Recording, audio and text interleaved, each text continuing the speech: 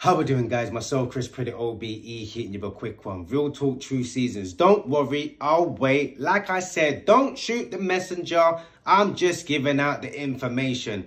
Check out Russell Brand and a young woman for Don't Pay UK. Once again, either or, it looks like it's peak anyway, guys. But take a look at this. Debt will follow you around. I mean, there's a risk of legal action. There's a risk of not being able to borrow money in future. That will affect your credit rating. The old mainstream media really getting behind the campaign. You know, I mean, you could do Don't Pay UK, but I mean, it won't look good on the old credit scores, will you? That bad debt's going to follow you around like a stinky old fart. That will affect your credit rating. Is this the right approach? You really, look at her face. You don't want, just pay your bill, just shut up, just wait for the grave, just let them get on with it. And when I say them, I mean us, because we're the mainstream media. Do you not risk penalising yourself as much as the energy companies? That is a great point, but you know what? I think there's a lot of fear-mongering around this. Yeah, you just did some. People simply can't afford it. My mum doesn't have that money coming in, so it's a matter of her not paying now or, well, getting into debt over the winter anyway, so... Gonna get in debt anyway. They're gonna squeeze this till it affects absolutely everyone except for the rarefied elites that already dominate. Whenever you think the system ain't working, think, who is the system working for? Are there people benefiting? Oh yeah, it turns out energy companies making $170 billion of profit in the next 2 years. Oh, so it is working if you're them. It absolutely makes no difference for her when she gets into debt with the energy company. Oh no, I'll be in debt a bit earlier. We're asking 1 million people to sign this pledge on the don'tpay.uk website.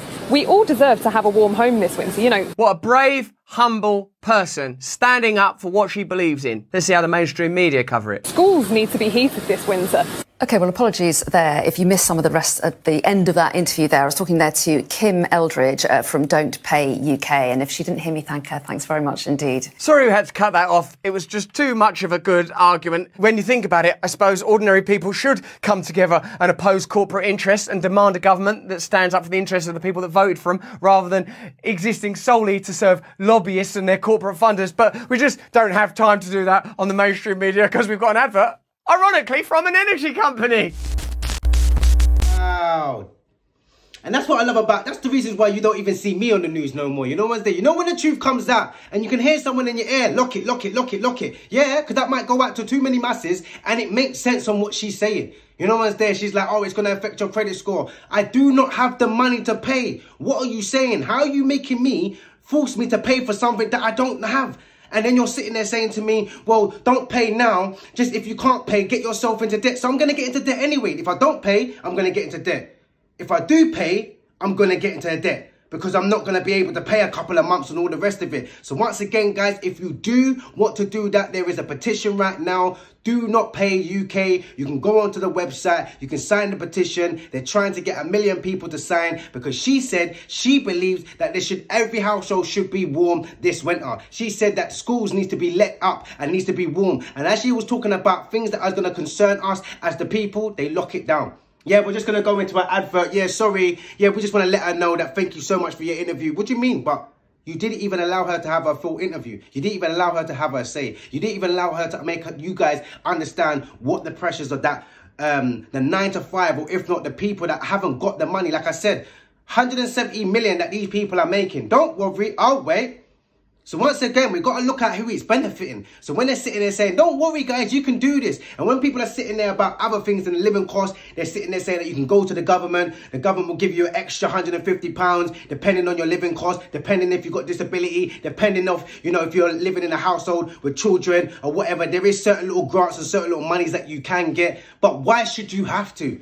You work hard enough, you do what you can as a citizen, you pay your taxes, your money's not going up in the sense of pay rise is not going up, but you're making me pay more and more and more. Only because you wanted to put sanctions. Let's just keep it one Anna. You put sanctions on Putin, Putin's still licking off shots, brocking down Ukraine. Ain't this kind of what we should be calling terrorism? Like, I'm just saying, like, this is some terrorist acts, but we just sit there and say, yeah, we're going to sanction you, only for us to foot the bill, because now all of a sudden, like, yeah, the same guys that we were sanctioning, guys, they kind of give us our oil still, in it. So now he's put the price up, in it, because he's like, yeah, you don't want to sanction me and take my houses in the UK and mess up our businesses. And the same thing with the Chelsea football team. Yeah, you messed all that up. Yeah, cool. What about you now? And now we're going to have to foot the bill. Once again, jumping into bed in other countries. We wanted to come out of the EU. Now it seems like we want to be a part of the EU. We're not in the EU. We're defending ourselves, but we want to defend everybody else. We're trying to help everybody else in the sense of house of Ukraine, but we can't even house ourselves. Like, help us make it make sense.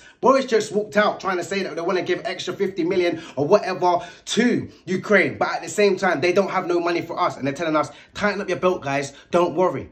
What's you guys' thoughts? Do you think we can get through this winter? Do you think that you've got enough money, enough strategy to get through this winter? Are you in this position where no matter what, whether you sign up, don't pay, whether you don't want to do it, whether you do want to do it, you're just sitting there saying, I'm not going to be able to have the money, so I'm going to get into debt anyway. And how do we get out of debt once we're in debt? Because you didn't put yourself there. The government did. But what's you guys' thoughts?